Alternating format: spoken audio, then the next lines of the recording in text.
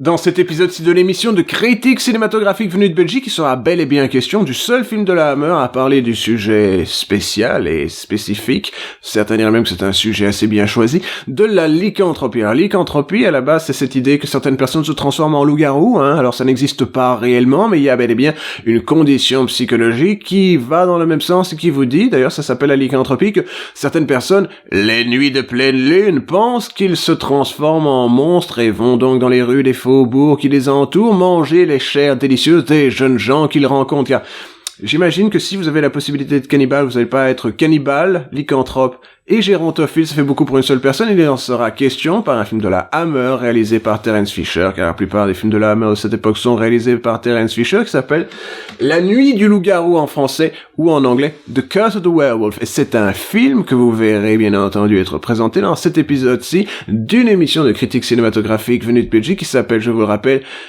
Critique en cinéma.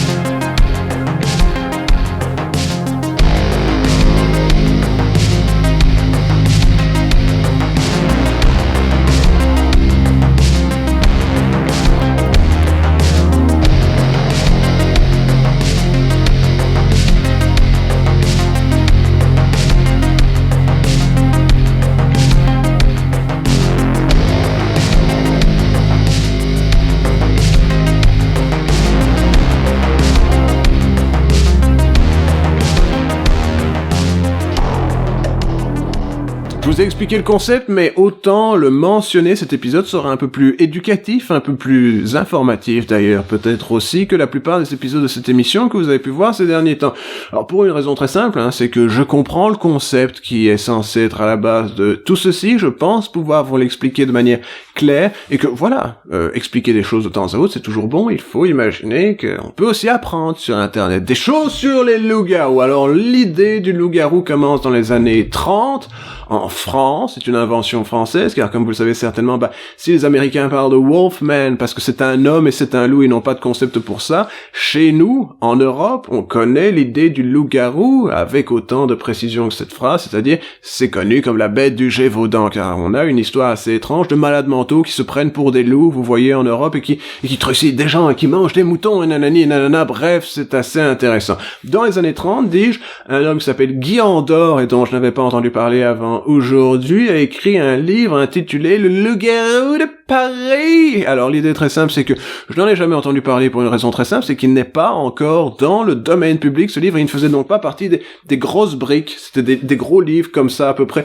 écrits sur du papier Bible, où on avait la possibilité de trouver ces recueils du roman fantastique, tous les classiques des choses qui sont dans le domaine public. Vous aviez genre le Frankenstein de Mary Shelley, qui était un livre romantique réellement ennuyeux pour un enfant de 12 ans. Puis après, vous aviez évidemment l'extraordinaire Dracula de Bram Stoker. Puis après, sans doute le Golem d'un type dont j'ai oublié le nom. Et peut-être, je sais pas, moi, un Sheridan le Fanu, comme par exemple Camilla ou un truc comme ça. Bref, c'était très intéressant la lecture. J'aimais beaucoup la lecture quand j'avais le temps de lire. Et donc, ici, vous aviez un livre, et les Américains se sont dit, oui, mais c'est le concept du loup-garou, c'est intéressant, on va en faire un film. Chez Universal, qui était ainsi avec un titre particulier, cela s'appelait The Wolfman. C'est le film où Lon Chaney Jr., le fameux créateur d'effets spéciaux, certes, mais aussi l'homme qui les amenait à la vie, avait eu la bonne idée de créer un loup-garou en faisant, comme qui dirait, un costume qui était réalisé à partir de moquettes. Donc à la fin, c'est l'histoire d'un mec qui rentre dans son pays, et il y a une malédiction sur sa famille, et les nuits de pleine lune, il se transforme en un homme qui a collé de la moquette sur son visage, et ainsi il va persécuter les gens, et c'est magnifique, il y a de la brume, etc., etc. C'est un film très atmosphérique, c'est un film très plaisant à regarder, et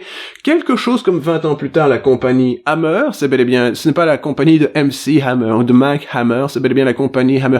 Je dis ça parce que j'avais lu une bande dessinée où c'était genre Neil Gaiman qui parlait de ses grandes influences, il fait j'adore les films Hammer, et il y avait un mauvais traducteur, de connard de traducteur incompétent, il a fait sans doute les films de Mike Hammer, le fameux détective, des films qui avaient une ambiance particulière. Non, c'était les films de la Hammer, espèce de crétin. Vous voyez bien que dans l'œuvre de Neil Gaiman, il n'y a absolument rien qui a à voir avec les romans de Mike Hammer, ni avec les films tirés des romans de Mike Hammer, et que c'est clair que le mec est un fan de, vous savez, les séries de films où Christopher Lee joue des monstres. Donc l'idée est très simple, c'est que les productions Hammer, c'était des productions fauchées britanniques, ils se sont dit, il y avait des succès dans le domaine du film fantastique, c'était ceux des films Universal. Ils avaient fait un film Dracula avec Bela Lugosi, puis après le fameux Frankenstein avec son nom va m'échapper, Boris Karloff, etc., etc., et qu'ils se sont dit, oui, on pourrait faire des films sur le même concept, on pourrait les faire à bas budget, on pourrait les faire en couleur, évidemment, parce que c'était important à l'époque de faire des films en couleur, car on était à proximité des années 60, et ils se sont dit, oui, on va faire tout ceci, on va faire donc un film avec la momie qui était joué par Christopher Lee, un film avec Dracula qui était joué par Christopher Lee, et un film, bien entendu, il a joué les trois rôles, il a joué Frankenstein, la momie et Dracula, Christopher Lee, mais il n'a pas joué le loup-garou, parce que le loup-garou, c'est Oliver Reed qui l'a joué. Alors, on va contextualiser. Oliver Reed, c'est une star du cinéma anglais, c'est une star du cinéma international, c'est lui qui jouait le propriétaire des esclaves dans Gladiator. Vous avez peut-être vu ce film, c'était un film avec Russell Crowe, nous allons mettre un petit exemple. And their challengers, Maximus and friends. Oi, I'm a Spaniard by Craigie. Maximus! Maximus!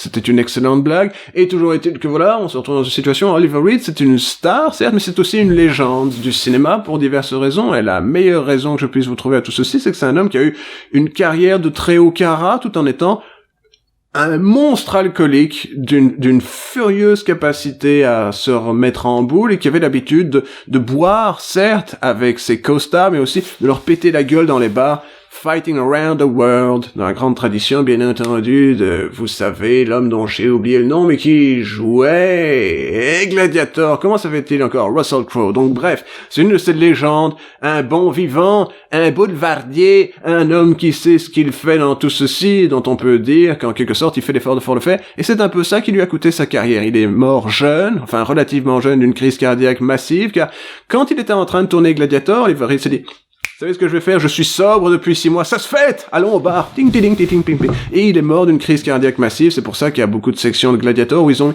sa tête sur le corps de quelqu'un, que c'est super moche. C'est un effet spécial catastrophique, digne du pire des productions, non pas de Christopher, mais bel et bien de Bruce Lee. Vous savez, les films où ils ont essayé de faire venir des films où c'est genre, et on va coller une image sur un miroir et les gens, ils vont se tenir comme ça et on aura l'impression que Bruce Lee n'est pas dans la pièce, mais qu'on est en train de regarder un mec faire semblant d'être Bruce Lee en ayant collé une image sur un miroir qui fait genre, je suis arrivé à mettre mes imitations de chat de Bruce Lee dans un film sur Oliver Reed, je suis très content de moi. Donc toujours est-il que, en 1961, la bonne idée c'était de refaire les succès d'Universal et de les faire en couleur, etc., etc. Ils avaient Terence Fisher, un homme dont on peut pas dire que ce soit le plus grand réalisateur en termes techniques de l'histoire de la question cinématographique, mais toujours est-il que c'est un homme qui comprend ce dont il est question dans l'idée d'arriver à faire un film à bas budget. C'est aussi un gars qui sait vaguement où on est censé mettre les caméras et tout ça pour avoir un récit normatif, et qu'ici vous avez le concept très simple d'un film qui s'intitule The Curse of the Werewolf, ou en français, je sais pas pourquoi, vous devez toujours traduire les titres sans réellement arriver à traduire les titres, parce que The Curse of the Werewolf, ça veut sans doute pas dire la nuit du loup-garou, ça veut sans doute dire la malédiction du loup-garou. Traduisez les films correctement, les enfants. C'est un film de Terence Fisher, je vous l'ai déjà dit, produit par Anthony Hines. Alors Anthony Hines, c'était bel et bien le film de la propriété Hammer, c'était le fils du propriétaire de la Hammer, même plutôt pour faire une phrase qui fait vaguement sens dans ce domaine d'activité. Il a travaillé sur The Curse of Frankenstein, The Phantom of the Opera et These Are the Damned, qui est le premier film que Oliver Reed a réalisé, il n'a pas réalisé lui-même, dans lequel il a tourné pour la compagnie Hammer. Et ici, Oliver Reed, qui était appelé un grand futur, il a joué par exemple dans le film des Who, vous savez, Tommy, il fut Athos dans Les Trois Mousquetaires, dans Les Quatre Mousquetaires, c'était celui qui avait d'ailleurs le cardinal de Richelieu, qui était joué par Christopher Lee. Et vous savez, il y avait Basil Exposition dans le rôle du joli d'Artagnan. Il était très joli à l'époque, Basil Exposition. Il a joué aussi dans Gladiator, The Brood, de Cronenberg. Bref, c'est un homme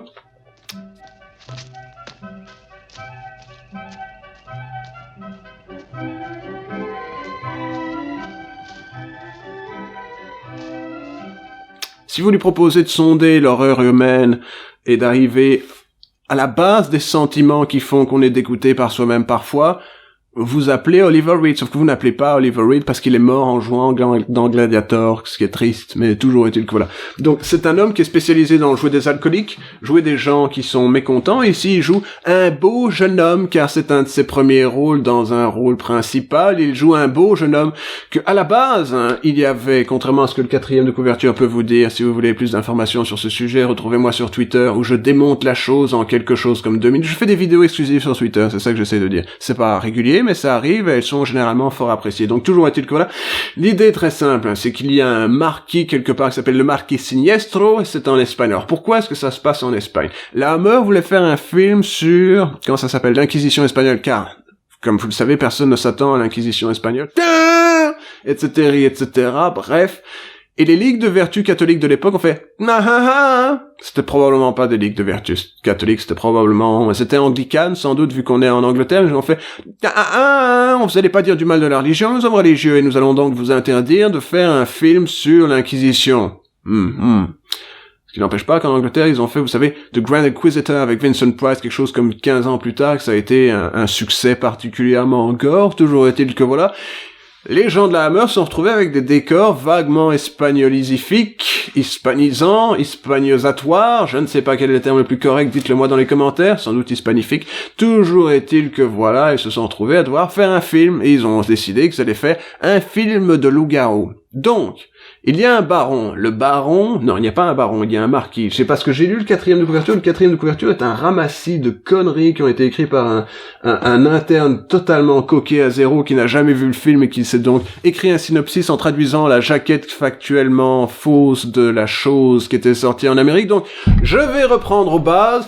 Je suis le calme, je suis le masque, je suis le force dans la nuit, je suis la vengeance, je suis le Batman. L'idée, c'est très simple. Au XVIIIe siècle, en Espagne, il y a un marquis, le Marquis Siniestro, qui est un salopard pas très rigolo. Il est en train de se marier et la nuit de ses noces vient un mendigo près de chez lui dire que voilà, etc., etc.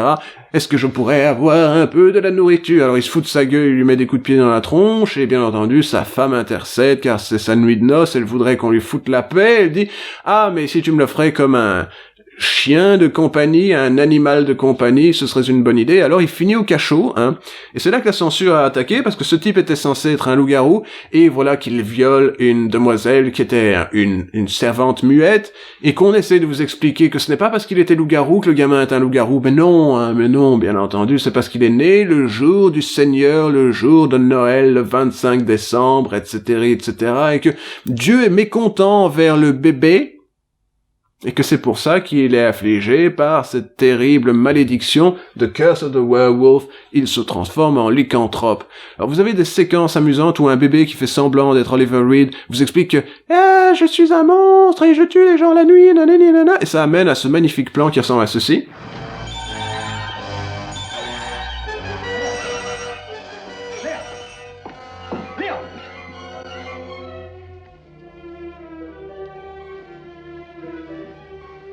Où le bébé fait peur, et il y a genre et des choses comme ça, ce qui est très amusant à faire d'ailleurs de temps à autre. Toujours est-il que voilà, vous vous retrouvez dans une situation, vous avez la possibilité de voir ce bébé devient Oliver Reed, et fait genre, je suis un joli jeune homme, et je ne suis pas du tout alcoolique. Après on le voit dans les scènes, les gens.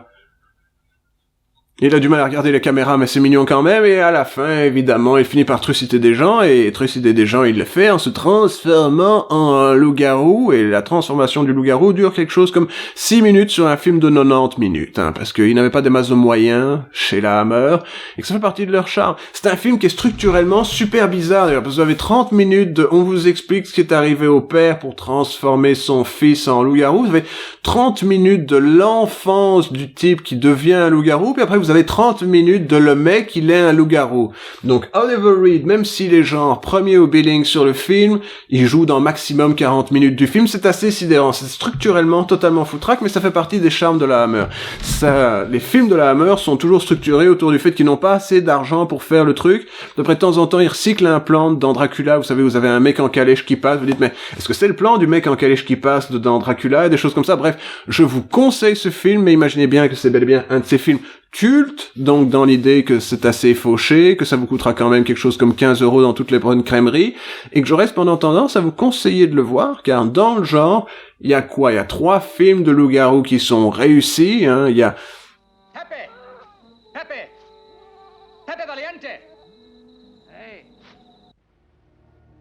It's a beautiful evening. The moon is just rising. A full moon. It will soon be as bright as day. The Werewolf avec Lon Chaney Jr. Il y a... Eh bien... comment il s'appelle encore? American Werewolf... Et il y a celui-ci, il y en a genre 3 qui sont réellement intéressants, et j'aurais tendance à penser que celui-ci, le plus charmant et le plus attachant, ce sera une excellente excuse pour vous de découvrir Oliver Reed, la légende alcoolique du cinéma britannique, un homme qui mérite d'être salué à travers le temps. Je sais pas pourquoi, j'ai une sympathie pour les gens qui sont visiblement des talents internationaux de tout premier carat, mais qui ont genre un défaut personnel qui font qu'ils n'arrivent pas à avoir la carrière qu'ils sont. C'est sans doute mon côté, j'aime bien Bruce Campbell, mais toujours est-il que voilà. Si vous voulez, dans quelques jours, je critiquerai...